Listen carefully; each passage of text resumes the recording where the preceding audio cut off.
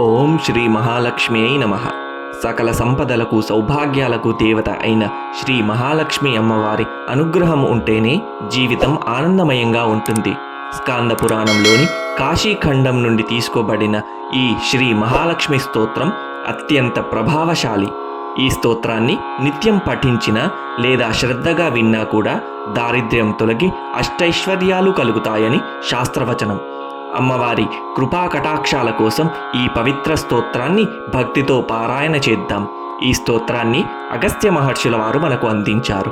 మాతర్నమామి కమలే కమలాయతాక్షి శ్రీ విష్ణుహృత్కమలవాసిని విశ్వమాతః క్షీరోదజే కమలకోమలగర్భగౌరీ లక్ష్మీ ప్రసీద సతతం నమతాం శరణ్యే త్వం శ్రీరూపేంద్ర సదనే మదనైకమాతః జ్యోత్స్నాసి చంద్రమసి చంద్రమనోహరాస్యే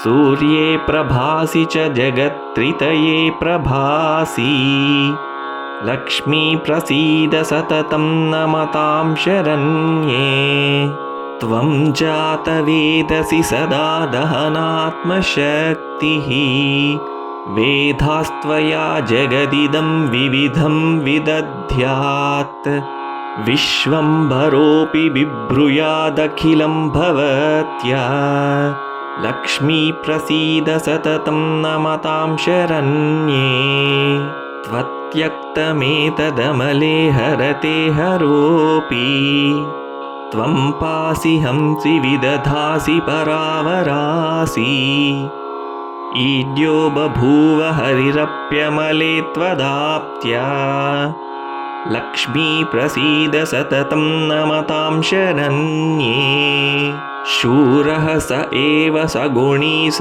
బుధః స ధన్యః మాన్యః స ఏవ కులశీలకలాకలాపైః ఏకః శుచిః స హి పుమాన్ సకలేऽపి లోకే యత్రాపతేత్తవ శుభే కరుణాకటాక్షః యస్మిన్ వసేః క్షణమహో పురుషే గజేష్వే స్త్రైణే సరసి దేవకులే గృహేన్నే రత్నే పతత్రిణి పశౌ శయనే ధరాయాం సశ్రీకమేవ సకలే తదిహాస్తి నాన్యత్ త్వత్పృష్టమేవ సకలం శుచితాం లభతేత్ తత్యక్తమేవ సకలం త్వశుచీః లక్ష్మీ త్వన్నామ యత్ర చ సుమంగళమేవ తత్ర